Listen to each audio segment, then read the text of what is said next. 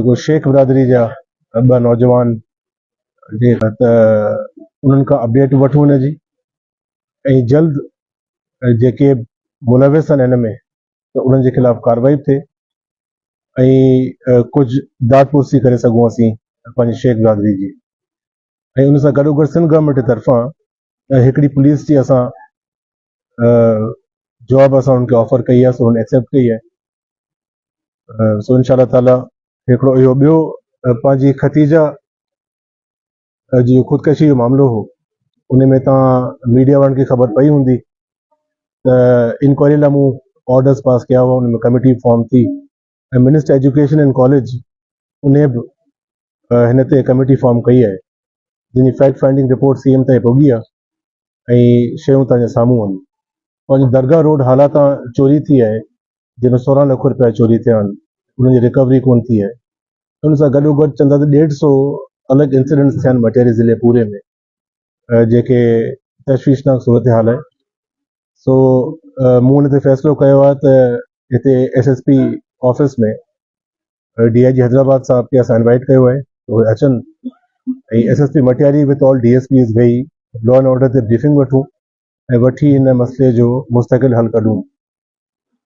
ऐं number 2, town committee हाला old में जी ख़बर अॼु पंहिंजे अख़बार में शाया थी आहे, जंहिंमें बीमारियूं वधण जी ख़बर पई आहे ऐं उन खां पोइ साफ़ पीअण जो पाणी बि कोन्हे ऐं जेको शहर अचे पियो टाउन कमेटी हाला ओल्ड जो अॼु मूं डायरेक्टिव्स पास कया आहिनि डिप्टी कमिश्नर खे त कमेटी फॉर्म करे मसइलो हल कढी ॿुधाइनि त असीं हुन ते कमु कयूं। नंबर 3, मॉनसून जी सीज़न अचे पई ऐं तव्हांखे ख़बर आहे त कीअं बारिशुनि जी ॿोॾुनि जो सिलसिलो हलियो आहे पंहिंजे पूरे सिंध में, ऐं ही बलूचिस्तान जी तरफ़ जेको फिरियो आहे UAE वारो सॼो तूफ़ान, जेको मुंहिंजो मौक़ो आहे बहाली वारो रिहेबिलिटेशन, उन्हनि जी पॉलिसी बोर्ड जो इजलास में सॾियो आहे 15 मई खां पोइ, ऐं डिज़ास्टर मैनेजमेंट ऐं रेस्क्यू 1122 ऐं मोबाइल हेल्थ केयर यूनिट हिननि टिनी जी मूं ब्रीफिंग वरितियूं आहिनि। इंशाल्लाह PDM में तैयार आहे डिज़ास्टर मैनेजमेंट अथॉरिटी सिंध में का बि इंशाल्लाह ताला कंहिं ज़िले में कंहिं डिविजनल हेडक्वार्टर में कोशिश आहे त कंहिं तरीक़े जी कोताही न थिए। Public health engineering local government department ऐं वेदर मेट डिपार्टमेंट सां राब्ते में आहियूं, तो इंशाल्लाह वधीक हिन ते पॉलिसी बोर्ड जी मीटिंग खां पोइ ॻाल्हाईंदासीं। तव्हां सभिनी खे सॾियोसीं, सवाल ॿुधंदासीं, इंशाल्लाह पोइ कचहरी महकमा बहाली की तरफ से क्या इंतजाम किए गए हैं बारिश और तैयारी में जो है बहुत खराब है, टिकट की वारदातें आए दिन ये माहौल खराब होता जा रहा है, का भी बहुत खराब होता है। बिल्कुल मखदूम साहब, कराची में देखते हैं कि कराची तो मामले में आपको पता है कि खराब आया तो अभी बारिशें तो नहीं हुई है, उससे कबल कौन से हिफाजती इंतजाम उठाए गए, कौन सी टेक्नोलॉजी है, क्या समझते हैं अभी एक्सपीरियंस कि क्या होना चाहिए ताकि सिंध के आवाम को रिलीफ मिल सके और बारिशों में होने वाला जो नुकसान है उससे बचे। दोनों सवालों की तरफ दोनों सवाल मिलते हैं आपको, मैं उर्दू में इसका वो करूंगा कि जो हमारा कोस्टल बेल्ट है, ये ठट्टा और पूरे कराची के सराउंडिंग एरियाज, ये सबसे ज़्यादा अफेक्ट होते हैं फ्लैश फ्लड्स में और हैवी रेनफॉल में। एक PDMA की सेट डिजास्टर मैनेजमेंट की सेट एक SOPs हैं ऑलरेडी सेट, जिन पे काम होता है, और इस मौकमे में पहले सिर्फ डिजास्टर मैनेजमेंट अथॉरिटी आती थी PDM में, उसको अब एक्सपेंड करके इसमें रेस्क्यू 1122 हेल्थ केयर यूनिट और mobile diagnostic health care unit भी खोला है इनमें। तो इसकी पॉलिसी बोर्ड की मीटिंग होती है 15 मई को, एक टाइम पीरियड होता है, उसके बाद मिनिस्टर उसका चेयरमैन होता है, वो मैं चेयर करूंगा। जो बात की अब्दुल रज़ाक ने कि इसकी तैयारी के हवाले से हिफाजती जो कदम लिए गए हैं, तो इसमें मुझे जो ब्रीफिंग मिली, पहली जो इंट्रोडक्शन उन्होंने करवाई अपनी डिपार्टमेंट में, तो ये काफ़ी एडवांस्ड लाइंस पे जा रहे हैं। इस हद तक कि सैटेलाइट टावर्स भी लगाने का इन्हें सोचा है कि हर कोस्टल एरिया में, और जहाँ जहाँ इंडिकेटर्स देने चाहिए तो सैटेलाइट टावर्स के थ्रू, ताकि अर्थक्वेक हो या फ्लड हो या कोई भी ऐसा हो, इंटीमेशन हमें मिले, पहली बात। दूसरा यह है कि PDMA के हर हेडक्वार्टर और डिविजनल हेडक्वार्टर में एक डेडिकेटेड वेयर हाउसेज, एक तो डिप्टी कमिश्नर होता है डिजास्टर का इंचार्ज सारा, मगर हर जिले के हेडक्वार्टर में सब अजला में हम अपने जो वेयर हाउसेज और रेडी स्टाफ हम मौजूद रखेंगे ताकि हमें किसी भी हेडक्वार्टर डिवीजन कराची से मदद न लेनी पड़े। ये तो हुआ डिजास्टर मैनेजमेंट। पर रेस्क्यू 1122 का भी हम 3 हमारे हेडक्वार्टर्स खुले हैं, हैदराबाद, लड़काना और सक्खर में। अब हम इसको एक्सपेंड करके जिलों तक हम अपनी हेड कॉन्ट्रेक्चुअल एम्प्लॉयज हमारे पर हम एक्सटेंड करेंगे ताकि हेल्थ के अगर इश्यूज आते हैं, कोई ऐसी हेल्थ कंडीशन अराइज होती है तो उसको हम डील करें।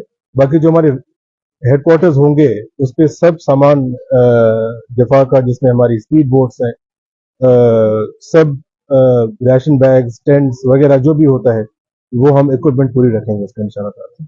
और जो लॉ एंड ऑर्डर की तव्हां ॻाल्हि पे कई तो उन जे हवाले सां ई मूं इजलास सॼो आहे जंहिंमें DIG हैदराबाद ऐं असीं गॾिजी कंदासीं ऐं ही 150 वाक़िया ग़ालिबन थिया आहिनि, असांखे ख़बर पई आहे त तशवीशनाक सूरत हाल आहे। असांजो ज़िलो पुरअमन ज़िलो आहे ऐं वरी हिनखे साॻी हालत में खणी ईंदासीं इंशाल्लाह।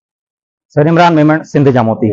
सर 2 सवाल हूंदा तव्हां सां। हिकिड़ो सवाल त इहो त जेके पहिरियां ॿोॾूं आयूं आहिनि उन में जेको बहाली जो कमु आहे तव्हांजो, जंहिंमें घर ठाहे ॾियणा हुआ माण्हुनि खे, तव्हांजे काफ़ी अहिड़ा कम, हिकिड़ो त इहे कम तव्हांजा केसि ताईं पहुता। ॿियो तव्हां सां सवाल इहो हूंदो त इलेक्शन खां पहिरीं तव्हांजी हिकिड़ी वीडियो वायरल थी हुई नौजवाननि खे नौकिरी ॾियण जे बारे में, हाणे इलेक्शन खां पोइ उन ते केतिरो इम्प्लीमेंट थींदो? हिकिड़ो त हिस्टोरिकल कमु थियो रिहेबिलिटेशन जो पोयनि 5 सालनि में। ठीकु आहे। इन हद ताईं त जेको मूं वटि मौक़ो हो हिन 5 सालनि खां पहिरीं दफ़ा सिंध जी तारीख़ में जेके डिस्प्लेस असांजा ॿोॾनि जा जेके मुतासिरीन हुआ उन्हनि खे मुफ़्त प्लॉट ऐं मुफ़्त घरनि ठाहिण जी कंस्ट्रक्शन सां गॾोगॾु असां ख़ुदि अवॉर्ड कई उन्हनि खे। पूरे सिंध में बिलावल साहब पाण कयो चेयरमैन साहब, और ज़िले मटियारी में प्रोग्राम मूं पाण कयो हो जंहिंमें MNA साहिबा हुआ रिज़र्व असांजो ऐं असां उहो कयो। ठीकु। ॿियो डी वॉटरिंग प्रोसेस तव्हां ॾिठो ऐं जेको day to day ministers MPs गॾु हुआ आवाम सां। ठीकु। मूं नौकिरियुनि जी ॻाल्हि कई हुई ऐं उहा टॉप प्रायोरिटी आहे असांजी। ऐं गवर्नमेंट हाणे तव्हां ॾिठो आहे त सिंध कैबिनेट हाणे एक्सपेंड थी आहे, अञा शायदि थोरी घणी वधीक एक्सपेंड थिए त मेन नंबर 1 एम्प्लॉयमेंट आहे। सो इंशाल्लाह ताला तव्हांखे जहिड़ो वाइदो आहे उन ते ॿीणो निभाईंदासीं। माना नौजवान पंहिंजा कागज़ पत्र तयारु रखनि सर। ज़रूरु। Okay, thank U sir, thank U.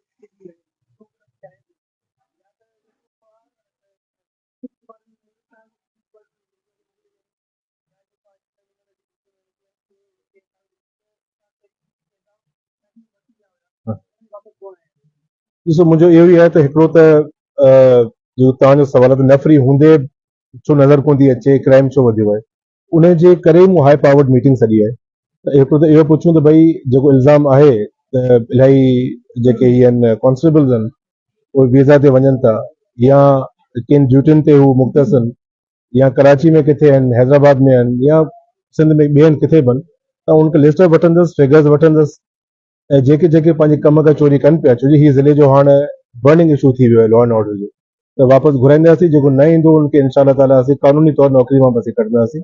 ॿी मेन पॉइंट मूंखे विसरी वई त ॿुधाइण जी, त कुझु अर्सो पहिरीं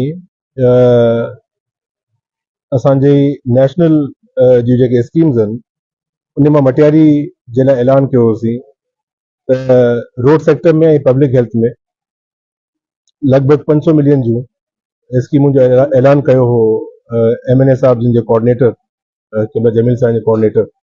अॼु आउं आयुसि हिते पीर साहब जिन वटि, त मूंखे हो त अचूं पिया त कुझु पंहिंजे मटियारी लाइ कजे, त साईं खे आउं चवंदुसि त गॾिजी पंहिंजी पार्टी जे ॿियनि वर्कर्स सां 10 करोड़ रुपए जी स्कीमूं उहे ॾियनि त असीं मटियारी जे MNA जे फंड मां गॾिजी पार्टी मुशावरत सां अची 10 करोड़ जो ऐलान थो कयूं त हिते रोड सेक्टर में, पब्लिक हेल्थ में ऐं मुख़्तलिफ़ जायुनि ते ताकि असीं ॾियूं।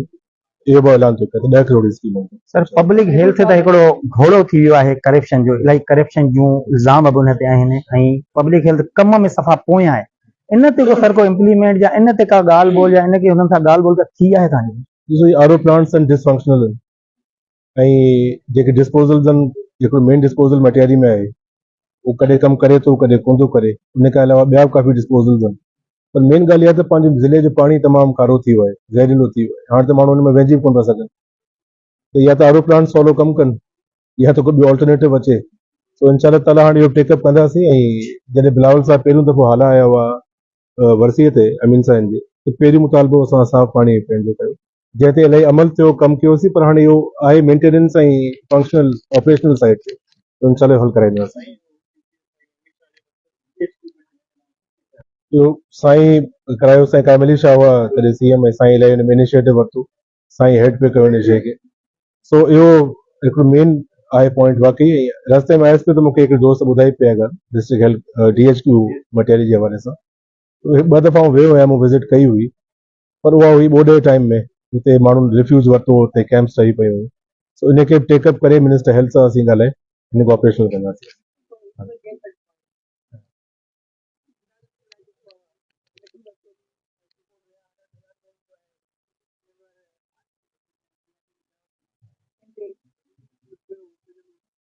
ॾिसो, ही पार्टी जा फ़ैसिला आहिनि ऐं इलाही पंहिंजे दोस्तनि खे एक्सपीरियंस आहे ज़िले जी सियासत जे हवाले सां।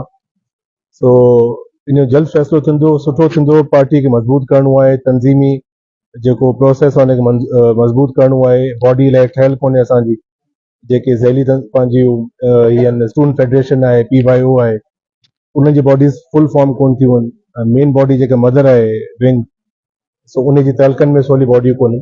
सो असांजो इनशाला इहो ई हूंदो त खोड़े साहब खे असां जॾहिं मुलाक़ात थिए त जल्दी सदर नॉमिनेट कनि त पार्टी मज़बूत थिए, ताकी